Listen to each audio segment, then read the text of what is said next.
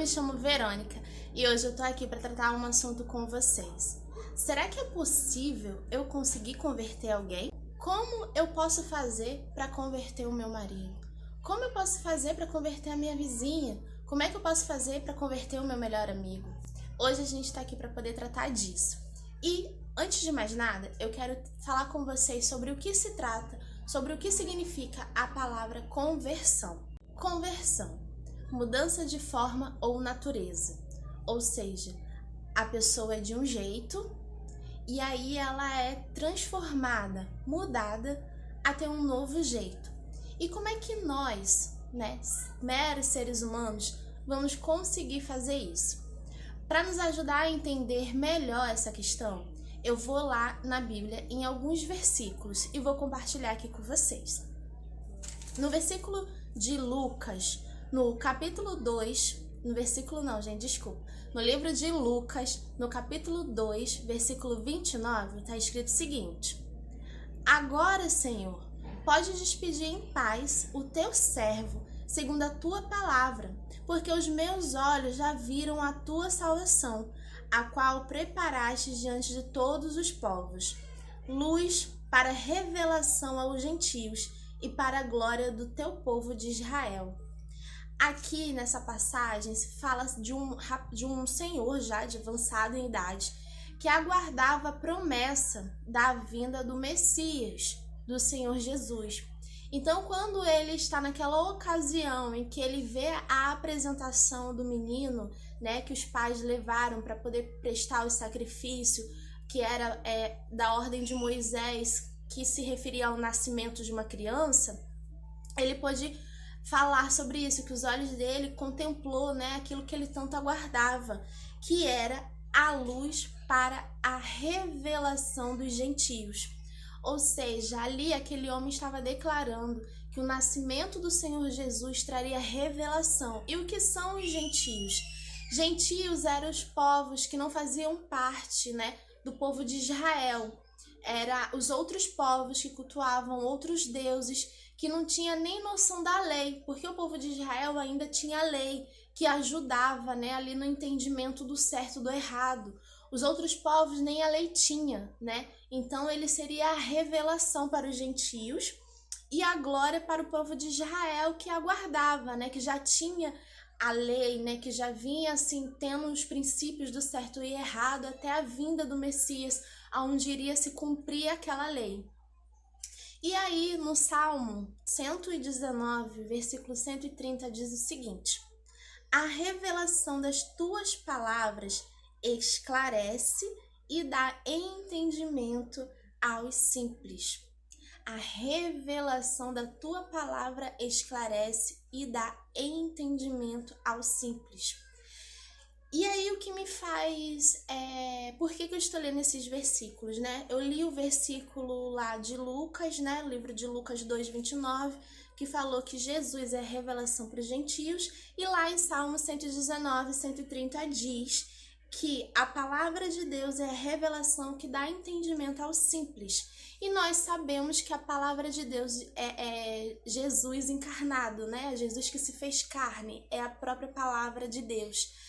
Então essa palavra revelação me chama muita atenção, porque isso deixa claro sobre essa questão do entendimento, que para a pessoa que hoje ainda não conhece Jesus, o que falta para essa pessoa é a revelação de quem ele é.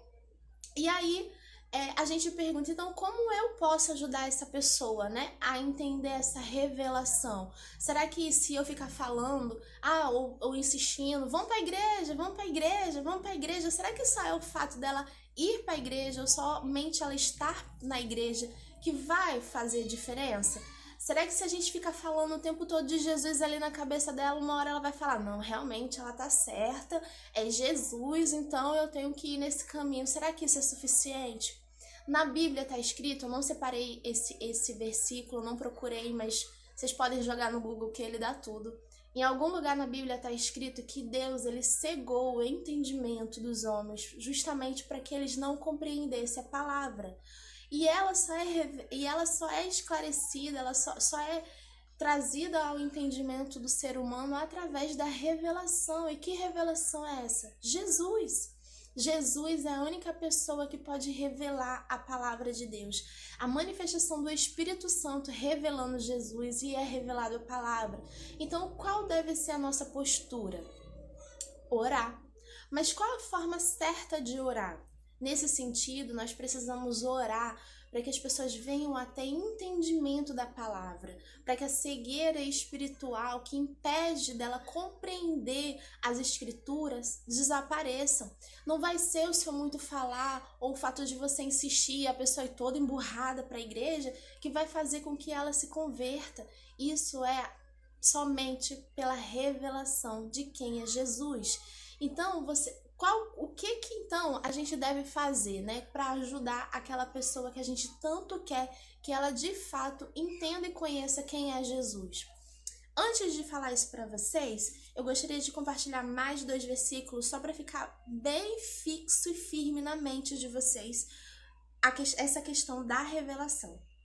Em Gálatas 1:12 diz o seguinte: porque eu não recebi nem aprendi de homem algum, mas mediante a revelação de Jesus Cristo. Ou seja, Paulo aqui está falando que o processo dele de conversão não veio mediante a homens, né? Não veio mediante as pessoas, ela veio mediante a revelação de Jesus Cristo. Ou seja, todo o conhecimento que Paulo teve, todo o entendimento que veio para a vida de Paulo foi através da revelação de Jesus Cristo. Ninguém precisou ficar falando na cabeça de Paulo, ninguém precisou ficar enchendo a cabeça dele de olha, isso está errado, olha, isso está certo, olha, você vai para o inferno. Essa então, gente, sejam sábios, tenham sabedoria, sabe? Quem não conhece ainda a palavra, quem não tem entendimento de quem é Jesus ainda, quando você acusa, quando você aponta o dedo, você só vai fazer com que aquela pessoa fique pior, porque você está fazendo o papel que o diabo faz já na vida dela, de acusar, de apontar, de falar, você tem que tirar isso, você tem que parar com isso, às vezes é tudo que a pessoa tem, e você tá falando, olha, você tem que ficar sem isso, porque se você continuar desse jeito, se você continuar nessa vida, você vai pro inferno. E aí a pessoa vai, como assim? Pra ir pra igreja eu tenho que tirar isso, né? E eu ouvi uma coisa muito interessante essa manhã, né? Eu já tinha preparado aqui o material do vídeo e eu ouvi um exemplo que eu achei muito interessante e eu vou aplicar aqui. Por exemplo, para um cachorro vira-lata, né? Ele só tem aquele osso, né? Ele tá roendo aquele osso lá. Você vai tentar pegar o osso daquele cachorro vira-lata, ele vai te morder, porque é tudo que ele tem, é aquele osso. Mas se você pegar um bife, né, suculento e oferecer para aquele vira-lata, na mesma hora ele vai largar o osso e pegar o bife, porque o bife é muito melhor do que aquele osso. Então, antes de você falar para a pessoa do que ela precisa largar a mão, abrir mão para ter Jesus, apresenta Jesus para ela. Mostra para ela quem é Jesus. E aí sim, ao ela perceber que ela pode ter muito melhor do que aquilo que ela está vivendo, ela vai se interessar com certeza. E para fechar, eu vou ler o último livro, né, o último versículo que está em Efésios 1:17. Para que o Deus de nosso Senhor Jesus Cristo, o Pai da Glória, vos conceda espírito de sabedoria e de revelação no conhecimento da palavra dele. Então aqui, para fechar, Paulo nos diz, né, como nós devemos orar então? Nós devemos orar pedindo para que essas pessoas tenham conhecimento da palavra. A gente precisa pedir sabedoria para que elas possam ter conhecimento de quem é Jesus. Sabedoria para que seja revelado a ela quem é Jesus. Então as nossas orações têm que ser assim. Agora não adianta nada orar e não dar um bom testemunho. Não adianta nada orar e a sua vida ser contrária àquilo que você prega.